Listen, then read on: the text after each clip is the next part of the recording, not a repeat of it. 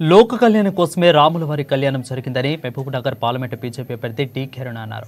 దేవరకద్ర నియోజకవర్గంలోని గాజులపేట దేవరకద్రలోని పలు ఆలయాల్లో జరిగిన శ్రీరామనవమి వేడుకలో డి కిరణ్ పాల్గొని సీతారాముల కళ్యాణ మహోత్సవాన్ని తిలకించారు.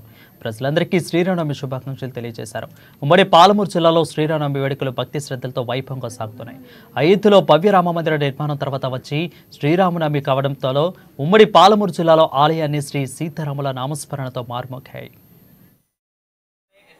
ब्राह्मणो करोति ब्राह्मणः ब्राह्मणस्तं तं ब्राह्मणं तगं राजन् पारयामसे वामे रामे శ్రీరాముడు అయోధ్య రాముడు సొంత ఇంటిలోకి చేరుకున్న తర్వాత జరుగుతున్నటువంటి కళ్యాణోత్సవం.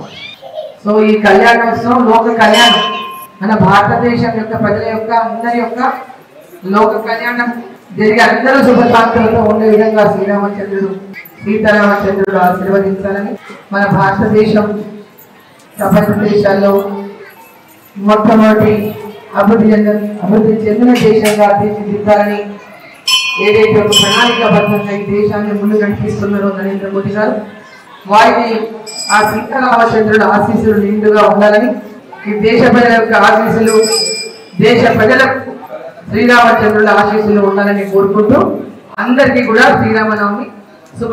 శ్రీరాముడు అయోధ్య రాముడు సొంత ఇంటిలోకి చేరుకున్న తర్వాత జరుగుతున్నటువంటి కళ్యాణోత్సవం.